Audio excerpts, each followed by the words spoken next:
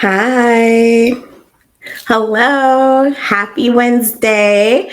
Today we are talking about my number one tip to help you finally pull the trigger and engage in the difficult conversation that you have been avoiding for far too long. If you're live, make sure you comment and engage. Let me know you're here, where you're tuning in from, and what questions you have as we go through this topic so that I can coach you right now, live and in person. And if you're on the replay, don't worry. Still comment. Let me know what struck with you, what kind of support you need, what helped, and we'll have a conversation right in the comments. I am Anna.Stewart. I'm a confidence coach. I coach women who are goal oriented, recovering people pleasers. I coach them to put the desires of their heart first and stop being held back and overwhelmed and burdened by the needs, wants, and opinions of others. Live your life for you, boo.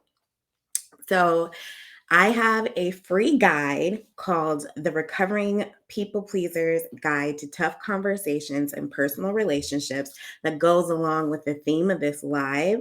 So if you feel like you aren't able to get everything you need today or you want to go a little bit deeper, that guide is completely free. It's at the link in my bio. You download it, and I also provide you some email support with additional tips. And you can comment and we can talk right in the emails. Anyway, the reason why I thought that this was a really good topic to bring up is because if you're like me, you stress a lot about what's going to happen after the conversation. So, two things kind of contribute to us avoiding having this conversation. And one is the stress of the conversation itself. What's going to happen in that moment? How are they going to respond? How will they be upset? Will they not like me? Will they reject me? Am I going to blow everything up? And also, what's going to happen afterwards? How are we going to move forward? Will we move forward? What am I going to do? So, if you can guess, that's actually my number one tip for finally pulling the trigger when it comes to tough conversations. This helps me a lot, not only in having tough conversations, but also when I am like applying for a job. What I do, the tip is to plan the post care. Plan your aftercare, your after action prior to engaging into it. And so when I'm like going for an interview at a job and I'm freaking out and I'm so stressed, I start saying, okay, what am I going to do if I get the job? And what am I going to do if I'm not going to do the job, get the job? And so the same thing happens here when we're getting ready to engage in this tough conversation, when it's like on our minds and we know that it's something that we need to pull the trigger and actually do to help us. It's really important to step into that visualization piece and picture, what am I going to do if things go well? What am I going to do if things don't go well? What am I going to do if things kind of go well and not so much? And so part of that visualization you should include, because it's all about what you're going to do. It's not obsessing about what they're going to do, because we've been doing that. That's why we're not engaging in the conversation. So let that go. It's not about what they're going to do afterwards. It's about what you're going to do to take care of you. The first thing I want you to do is to celebrate yourself no matter what. I don't care the results of the conversation. I don't care if they agree to you and you guys found common ground and now they're accepting your boundaries, they're accepting your feelings and your thoughts, and you guys have found a way to move forward. That's wonderful. I pray that happens for you. However, regardless of what happens, you did a really tough thing. You chose to speak up for yourself. You chose to stand up for yourself. You chose to put yourself out there and be vulnerable. And as a result, that deserves some freaking celebration. I don't care what happens. You need to celebrate that. That is a big freaking deal. Celebrate it. I'm very passionate about this. And so before we're creating this post-care plan prior to engagement. So when we're coming up with this post-care plan, we're going to decide how we are going to celebrate ourselves and acknowledge ourselves for doing something really hard. The second thing we're going to include in this post-care plan is actual self-care. And yes, that can include bubble baths if that's what you need to do, but it also can include talking to someone who you trust, who you know you can just be like, listen, I just need somebody to talk to right now. You need to have that plan in place. It could be going for a walk.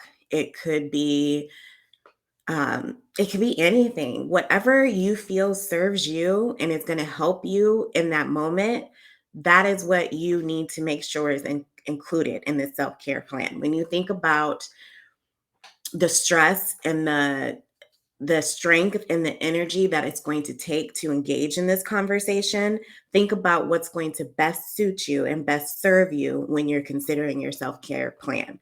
Hi, Janine.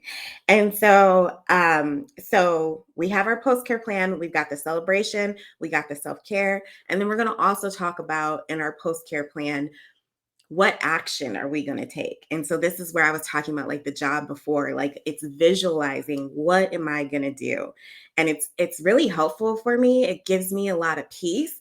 You can become obsessive with this, so be careful and like I said, really focus on what you're going to do, not what you're going to obsess about the other person doing because we can't control them. We have no idea what they're going to do. All we're in control of is ourselves and how we react. So when you're thinking about your action plan of what you're going to do, you're going to say to yourself, if things go well, this is how I'm going to move forward. If things don't go well, worst case scenario happens, this is what I'm going to do. And this is how I'm going to move forward. And so taking a moment to visualize that is going to give you a sense of peace and remind you that you do have control. You do have control in this situation.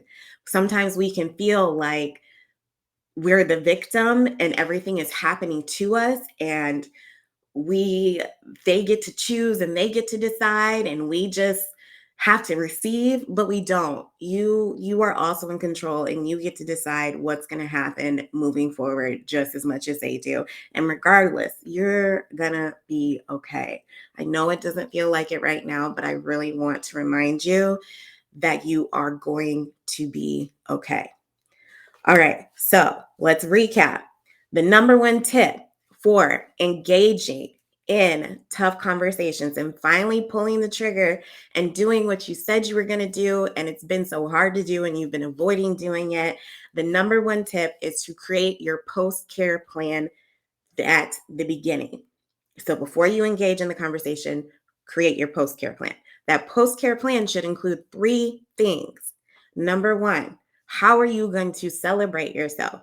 Regardless of whether things go wrong or they go bad, you did a hard freaking thing and that deserves celebrating.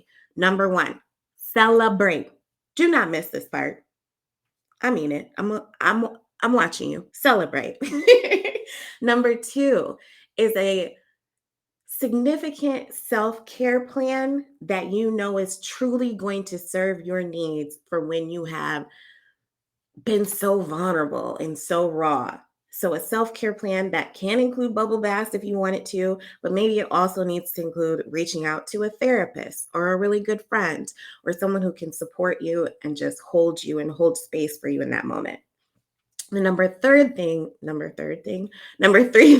going to do in our post self care plan is visualize the actions we are going to take to move us forward, whether things go right or whether things go wrong. We're going to kind of visualize both situations and kind of have a plan.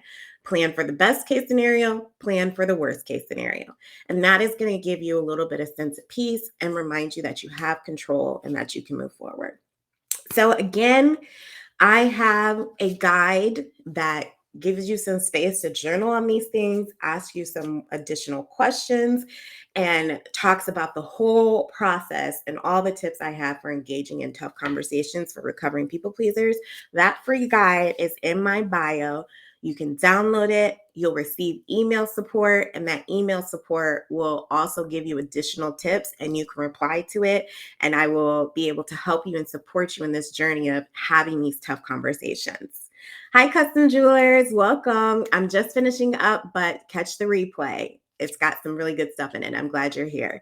So anyway, my name is Anna.Stewart. I'm a confidence coach, for recovering people pleasers who are goal oriented and want to finally learn how to put themselves first and stop worrying and stressing and be burdened about what other people think. Live your life for you, boo. Thank you for being here today, and I will catch y'all on the live tomorrow. Bye.